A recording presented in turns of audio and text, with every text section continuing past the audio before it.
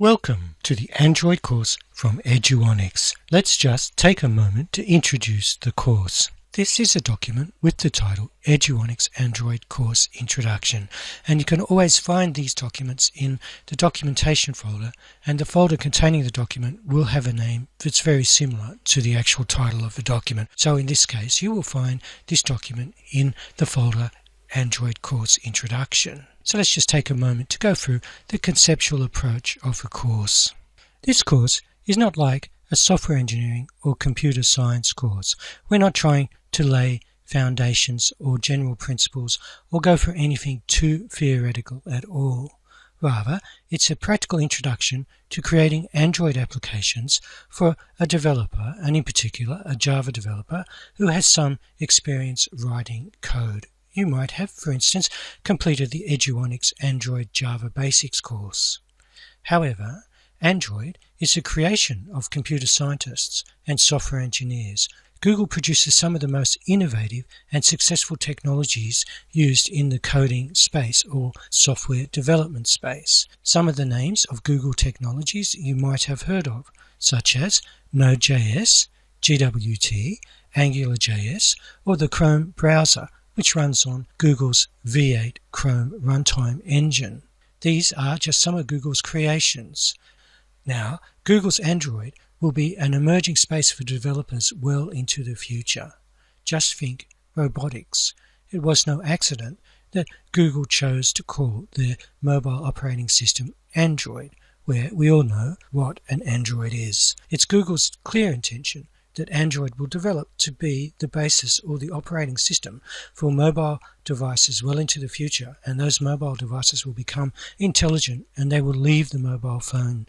We've already seen this with the emergence of Google Glass and Google Wear. So where possible, inside the constraints of the course, we have tried to highlight the essential software engineering and computer science principles employed in the design and the application, and needed to understand how to write effective Android applications for the Android runtime system.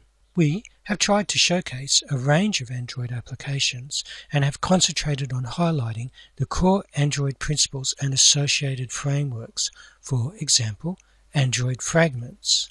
Now, a fragment is a reusable view framework in the Android support library, and we introduced fragments in Chapter 9, then extend in Chapter 10. Finally, in Chapter 13, we highlight the important third-party framework Action Bar Sherlock, which is an extension of the fragment part of the Android support library. We endeavour to offer you an exposition of core Android concepts and techniques as we work through building a range of modern Android applications. So let's just step through and outline each application that we will build over the length of the course. In the first 8 chapters, we build the 4 applications highlighted below: a test framework application, a newsreader application, a trivia game, and a Google Direction Google Maps API application. In the first 8 chapters, we concentrate on the basic fundamentals and structure of Android projects. For example, in Chapter 1 and 2, we look at how you build Android applications using the Gradle Build tool. In Chapter 3 and 4, we look at how you build Android applications using the Maven Build tool. Now, for Chapter 1 and 2, we give you the opportunity to learn how to create an Android application with the ability to write JUnit tests using the popular JUnit testing library. Previously, in Android, to write tests, you needed a separate testing project. But now we have an offshoot library called RoboElectric that is based on the RoboJuice framework, which uses the Google Juice injection framework inside Android. Makers of the RoboJuice library have started to develop a library they call RoboElectric. RoboElectric allows you to create JUnit tests inside your application just as you would in a normal Java application. This is a big step forward for Android. We're only at the beginning of this, and this RoboElectric library is very new, but because of the importance of being able to establish a rigorous test framework in any application, we introduced the RoboElectric framework with JUnit testing. In Chapters 3 and 4, along with the introduction to the Maven build tool for Android applications, we introduce the Spring framework. The Spring framework is a popular and widely adopted application framework across the wider Java space. The Spring framework contains a number of important tools, so rather than write everything from scratch, we can reuse the well-designed tools within the Spring framework. And these tools include code injection, an alternative to Google Juice, and templates for data access, and more importantly, from the point of view of a newsreader application, for REST calls.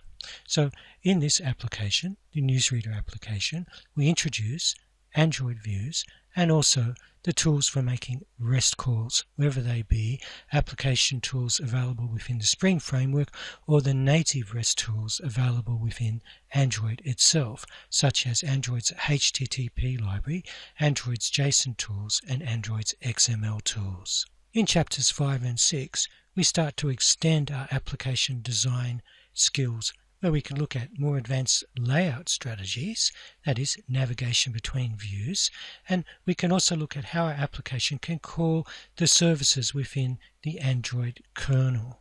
We look at this concept of Android native libraries, and in particular, the actual persistence layer built into Android, known as the SQLite database.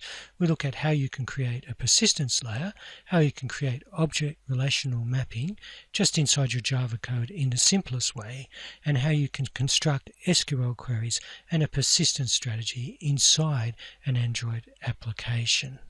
In chapters 7 and 8, we introduce the idea of an application programmer's interface, or as is commonly used, API. We use the Android Google Directions API in chapters 7 and 8 to build an application based on the Google Directions API. The Google Directions API for Android incorporates the Google Maps API for Android. We learn how to configure an Android application to use the Google Play services as a library project for the application. And inside the Google Play services, we set up the support for the Google Directions API and the Google Maps API. We learn how to register our application with the Google Directions API web interface. And once we've registered our application, we learn how to make authenticated REST calls to the external API. To do this, we need to extend our skills in the Android REST tools. In the final 6 chapters, we step through 6 basic Android applications. Each application has a unique feature that makes it stand out. We don't go into the low-level native code in these applications to the same degree as in the first 8 chapters, but we actually point out the key Android components used in each application and how it relates to the unique feature of each application.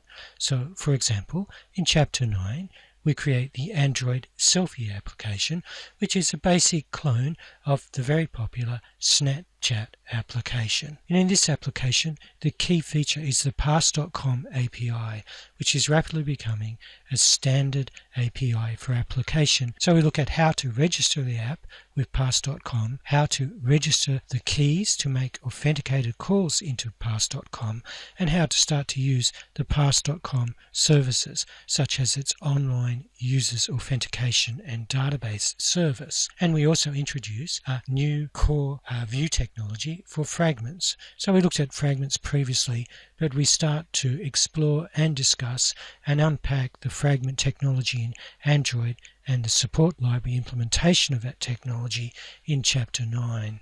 In Chapter 10, we create a fitness app for Android, and the key feature of this app is that we focus very strongly on Eclipse and using the Eclipse IDE. So if you want to become an Eclipse developer, then Chapter 10 has a lot of good resources for creating applications inside Eclipse. We use Eclipse as a build tool rather than Gradle or Maven. In Chapter 11, we look at creating graphical applications in Android. Now, graphical applications are a big area across the Java space and wider programming languages in general. We must employ strategies to deal with the demands of graphical programming.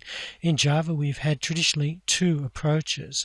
There is a canvas-based approach, as found in Java Swing, or the Abstract Window Toolkit approach, known as AWT. Android uses canvases and drawable types, and the basic idea is you have basic drawable types that allow you to obtain collections of bitmaps that you can display in canvases.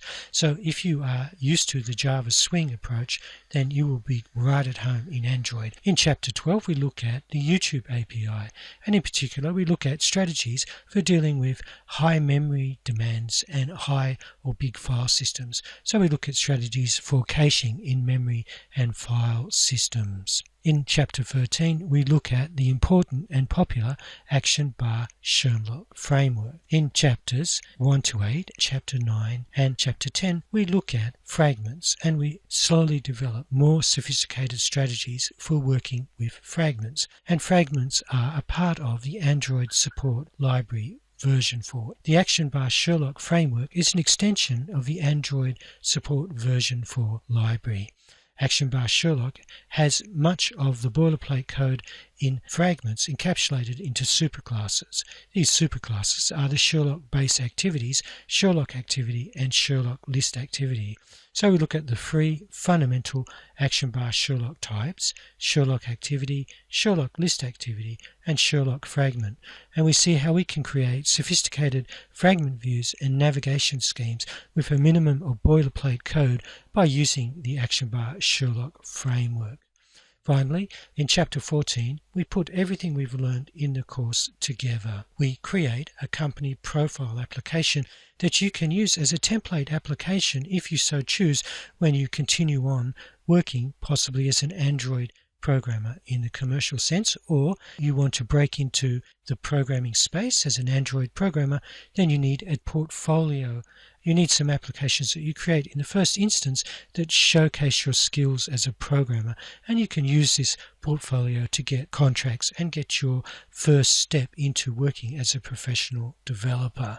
So the company profile application can easily be extended with many views based on the skills we've developed in the previous chapters. Now that we've outlined all the chapters, what they do and why we have them, let's get started with Chapter 1.